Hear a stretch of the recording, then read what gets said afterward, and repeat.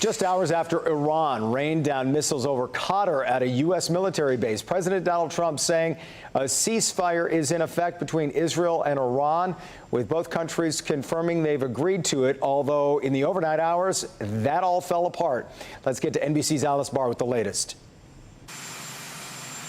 President Trump says a ceasefire between Israel and Iran is back in effect and that Israel is not going ahead with a planned attack on Iran. Israeli Prime Minister Benjamin Netanyahu's office confirming Israel refrained from further attacks following a Trump-Netanyahu call on Air Force One directly after these comments. We basically have two countries that have been fighting so long and so hard that they don't know what they're doing. The ceasefire appeared to be unraveling almost as soon as it began in the early morning hours. Israel accused Iran of violating it by launching missiles and promised powerful strikes in Tehran.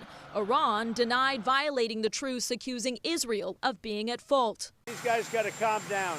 Ridiculous.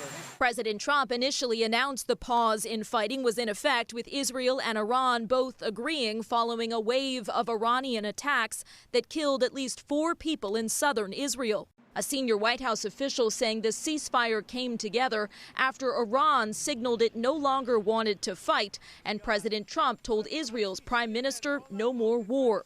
The president reached out to Qatar to speak with Iran, according to a source familiar with the talks. The rapid developments come after Iran fired missiles at U.S. troops in Qatar Monday in retaliation for U.S. airstrikes on Iranian nuclear sites over the weekend. The president saying the U.S. expected and countered what he called Iran's very weak response and that no Americans were harmed. Trump administration officials pressing Iran not to try to rebuild its nuclear program amid reports the White House disputes that Iran may have moved some equipment and uranium from its nuclear sites before the U.S. strikes.